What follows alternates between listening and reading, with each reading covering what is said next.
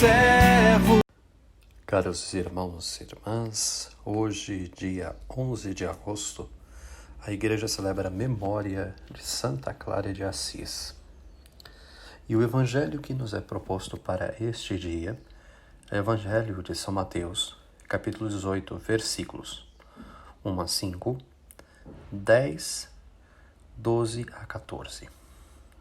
Naquele tempo, os discípulos aproximaram-se de Jesus e perguntaram: quem é o maior no reino dos céus?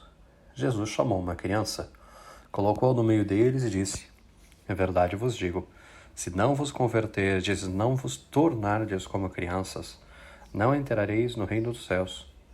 Quem se faz pequeno como esta criança, esse é o maior no reino dos céus. E quem recebe em meu nome uma criança como esta, é a mim que recebe.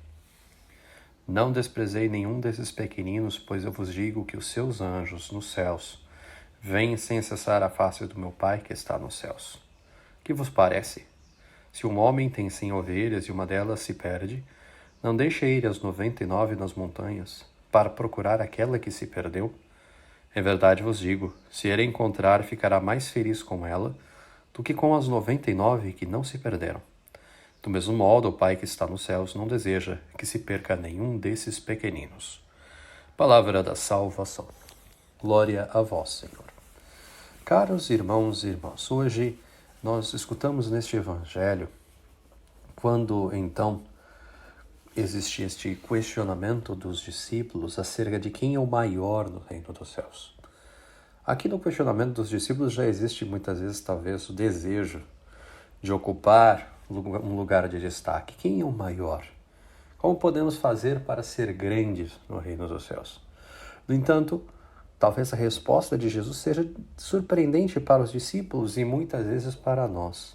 Porque Jesus coloca como modelo, portanto, as crianças. Se não vos tornardes como criança, não entrarei no reino dos céus. Quem se faz pequeno é maior no reino dos céus. Como assim? Aqui, no caso, é necessário compreender o que a imagem da criança traz de positivo e de ensinamento para nós. Primeiro, a questão de como uma criança, ela depende tudo do pai. A criança necessita da proteção do pai, que ele cuide. E ela, quando reconhece o pai, encontra nele uma segurança, busca-o em suas necessidades e dele tudo recebe. Nós somos convidados a ter esta experiência de filhos para com Deus Pai, que nele confiamos todas as nossas necessidades, que de forma sincera, transparente, até com um amor genuíno, como é o amor das crianças, que não é um amor falso, muitas vezes mascarado, mas um amor autêntico. Quando a criança ela gosta de alguém, ela gosta de verdade, né? Quando aquilo que ela não possui a malícia que os adultos possuem muitas vezes de não falar o que pensa, de evitar certas situações e mascarar os sentimentos. A criança é transparente, ela é verdadeira, né? Se formos olhar. Ela é autêntica no seu gostar, no seu confiar, no seu querer bem. Né? Então, estas são as lições que a criança, que a infância nos traz, portanto, que muitas vezes nós perdemos. Nos deixamos envolver pelas competições que temos uns com os outros, pelo querer agradar as pessoas para obter vantagem e, por vezes, nos esquecemos de relacionar-nos com os outros de forma verdadeira, autêntica, com um amor autêntico e puro e, consequentemente, até diante de Deus, muitas das vezes esquecemos de nos relacionar com Deus como a filhos que se confiam ao Pai, que buscam sua proteção, seu amparo, sua confiança. Eis o modelo, então, que Jesus apresenta.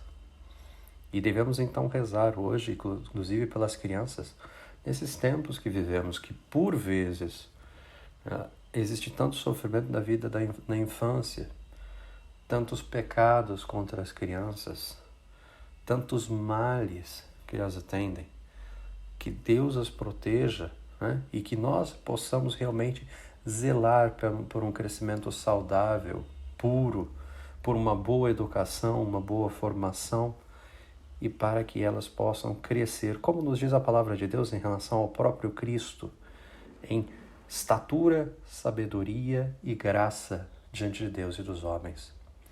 E, inclusive, algo importante na vida da igreja, que são as crianças, que elas recebam os sacramentos, mesmo quando jovens, quando novos, quando ainda talvez não compreendam profundamente todos os raciocínios que a fé exige, mas que acolham no coração, preparando-se para a Eucaristia, recebendo uma boa catequese, vivendo a fé pura que possuem, por vezes também, na sua infância, mas que possa crescer e amadurecer.